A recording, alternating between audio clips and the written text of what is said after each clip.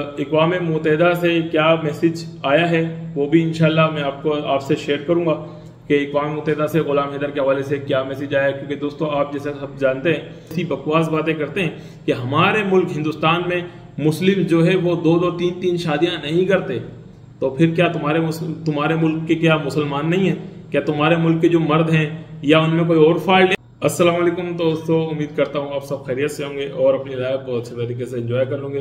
तो दोस्तों आज एक मैं अच्छी खबर इस केस के हवाले से देने जा रहा हूँ। जैसे कि आप सभी जानते हैं कि आप और हम लोग जितने भी लोग इस केस से जुड़े हुए तकरीबन 2 साल हमें हो चुके हैं और हम गुलाम हैदर के लिए जुड़े हुए हैं कि गुलाम हैदर के बच्चों की आवाज़ उठाते हैं, गुलाम हैदर भाई के। और दोस्तों आज जो मैं आपको खबर एक देने जा रहा हूँ वो बहुत ही अच्छी खबर है, इंशाल्लाह खुशाइन साबित होगी गुलाम हैदर भाई के लिए भी, और मजीद जो लोग गुलाम हैदर भाई से प्यार करते हैं, मोहब्बत करते हैं, उनके लिए बड़ी अच्छी खबर ये साबित होने वाली है। तो दोस्तों इस वक्त जो आप सूरत हाल देख रहे हैं, मोमिन मलिक साहब ने भी पल पल आगाही दी केस के हवाले से। मोमिन मलिक साहब को भी हम हमेशा अप्रिशिएट करते हैं। बहुत सारे लोग ये साबित करने की कोशिश कर रहे हैं कि मोमिन साहब को जो है ना हमने डिमोरलाइज किया और मोमिन साहब को हमने जो इमेज है वो डिक्रीज करने की कोशिश की। हरगिज नहीं, जो बात थी केस के हवाले से लम्हा ब लम्हा हमने बताने की कोशिश की। जहां एक आध बात से जो अगर हम मोमिन साहब की हम सहमत नहीं थे तो उस पर हमने डिस्कशन जरूर किया, मगर मोमिन साहब ने इस बात का बुरा नहीं मनाया। हमने कभी मोमिन मलिक साहब की डिसरिस्पेक्ट नहीं की है और इस बारे में तो मोमिन मलिक साहब बहुत अच्छे तरीके से जानते हैं, बल्कि और लोगों से भी राब्ता होता होगा। मैंने ये नहीं कहा कि हरगिज मेरा राब्ता होता रहता है, मेरा राब्ता कम होता है, मगर हमेशा मुझे भी मोमिन मलिक साहब ने अप्रिशिएट किया, हमेशा किया, ठीक है, और करते भी हैं, अब भी करते हैं। और अल्हम्दुलिल्लाह अगर मैं कोई मैसेज करता हूँ मोमिन मलिक साहब को तो रिप्लाई देते हैं। तो इससे मेरा कोई बड़ापन साबित नहीं होता कि मैं कोई बड़ा आदमी, नहीं, इससे बड़ापन साबित होता है मोमिन मलिक सर का कि वो हर एक शख्स को, हर एक महिला को अच्छे तरीके से ट्रीट करते हैं और वो हर शख्स को ऐसे जवाब देते हैं जैसे कि वो खुसूसी इसी के लिए ही, यानी कि इतनी मोहब्बत रखते हैं या रग़बत रखते हैं। तो दोस्तों मैं बात कर रहा हूँ कि गुलाम हैदर भाई को, जो कि अंसार बर्नी साहब हैं, जिनके थ्रू आज मोमिन मलिक साहब जैसे वकील गुलाम हैदर को मिले हैं।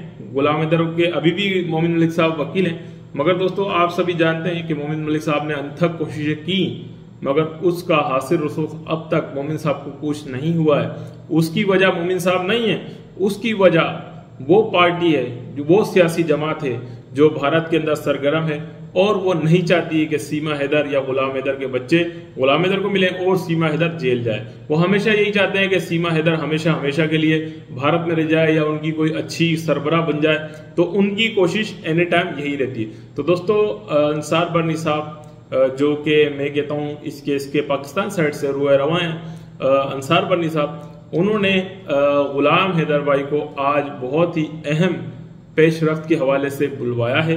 तो दोस्तों वो पेशरफ्त क्या हो सकती है, अक़वाम मुत्तहिदा से क्या मैसेज आया है वो भी इंशाल्लाह मैं आपसे शेयर करूंगा कि अक़वाम मुत्तहिदा से गुलाम हैदर के हवाले से क्या मैसेज आया है। क्योंकि दोस्तों आप जैसे सब जानते हैं कि हमेशा शाहिद भाई और इकरा मैडम के थ्रू ये बात बताई गई कि हमने अक़वाम मुत्तहिदा से भी रब्ता कर लिया है। तो अक़वाम मुत्तहिदा का जो मैसेज आया है वो भी हम शेयर करेंगे इसी वीडियो के अंदर इंशाल्लाह आगे चलकर कि अक़वाम मुत्तहिदा ने क्या कहा है। और दोस्तों आज बहुत ही अहम पेशरफ्त से हवाले से अंसार बर्नी साहब गुलाम हैदर भाई से बात करने वाले हैं। और दोस्तों जो अभी रिसेंटली जो भी कंट्रोवर्सी चल रही है कि गुलाम हैदर ने शादी कर ली, नहीं कर ली, हाँ कर ली, ना कर ली, पाउडर मंगवा लिया, फलाना कर लिया, ढिमकाना कर लिया, तो इस तमाम मामला से गुलाम हैदर के केस पे ना कोई फर्क पड़ता है, ना पड़ेगा, ना पड़ सकता है।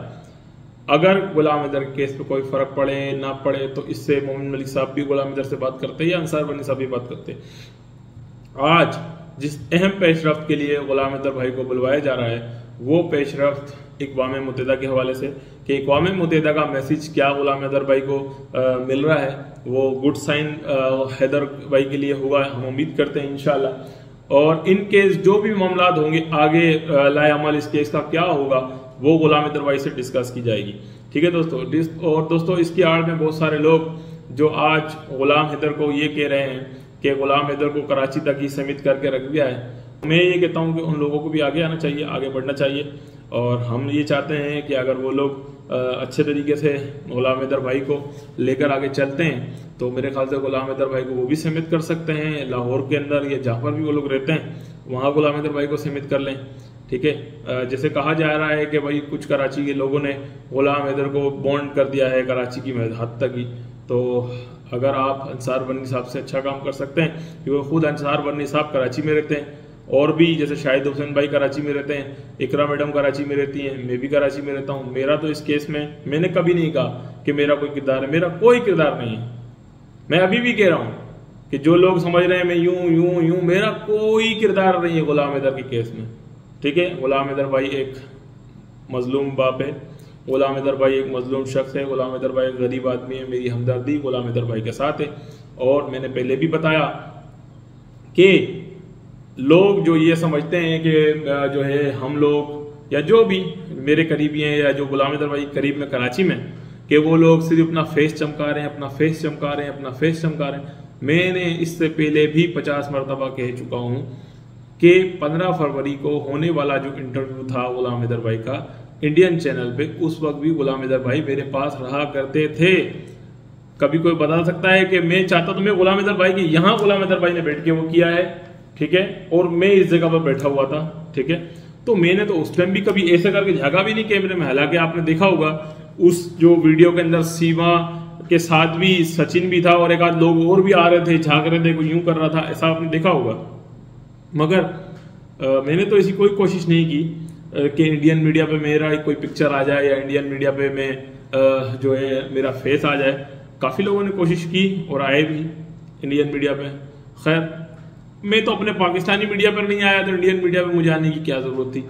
ठीक है, मुझे गुलाम हैदर भाई ने ये कहा कि मुझे शाहिद हुसैन भाई के पास जाना है, और अल्लाह हाजिर आज जुम्मे का दिन है, मैं उस वक्त तक भी शाहिद हुसैन भाई को नहीं जानता था कि शाहिद हुसैन हैं कौन। जो रियल बात है मैं वो बताऊंगा।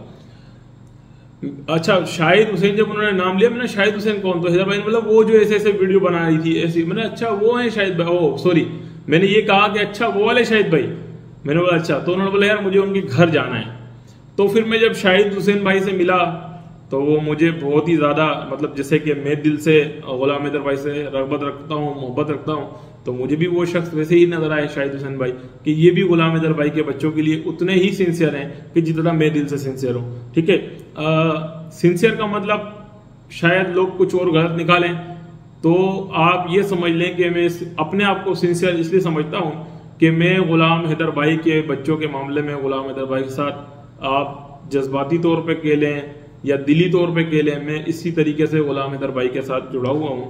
और मुझे हमेशा ऐसा ही लगता है कि वो जो बच्चे हैं वो गुलाम हैदर भाई के ही नहीं बल्कि वो हमारे, आपके और मेरे भी बच्चे हैं। मुझे बिल्कुल ऐसे ही लगते हैं और इसीलिए आज हम गुलाम हैदर भाई के साथ हैं। मगर इसके दरमियान जो लोग जो बकवास करते हैं, जो बुरी बुरी बदशक्लें औरतें हैं, ठीक है, जिनका कोई किरदार नहीं है, उनका किरदार पे खुद कलंक है, उनके किरदार पर धब्बा है, वो आज गुलाम हैदर के किरदार पर बात करके ये साबित करने की कोशिश करती हैं कि जी गुलाम हैदर तो जो है कैरेक्टरलेस आदमी है, गुलाम हैदर का एक पकड़ना एक छोड़ना, पाकिस्तान के मर्द ऐसे हैं, हमारे यहाँ पर मर्द ऐसे नहीं है। वो औरतें कुछ तो अपने आप को मुसलमान भी कहती हैं, तो मैं उन औरतों पर लानत भेजता हूँ जो औरतें खुद को मुसलमान कहती हैं। और एक मुस्लिम का जो मतलब एक हमारे प्यारे नबी की जो बहुत बड़ी सुन्नत है कि एक से जायद निकाह करना, ये भी सुन्नत है।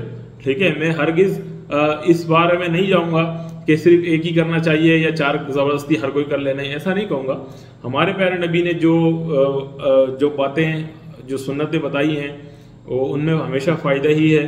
ठीक है, साथ साथ हमारे प्यारे नबी ने ये भी फरमाया है कि अगर तुम दो औरतों में मतलब बराबरी ना कर सको, अदल ना कर सको, इंसाफ ना कर सको, तो फिर एक ही निकाह करो।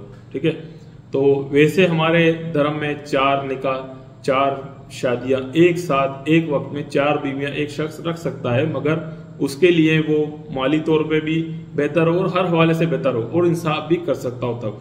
मगर मैं उन लोगों के लिए मैंने ये बात डिस्कस की जो खुद को मुस्लिम भी कहते हैं और ऐसी बकवास बातें करते हैं कि हमारे मुल्क हिंदुस्तान में मुस्लिम जो है वो 2-2, 3-3 शादियां नहीं करते। तो फिर क्या तुम्हारे मुल्क के क्या मुसलमान नहीं है?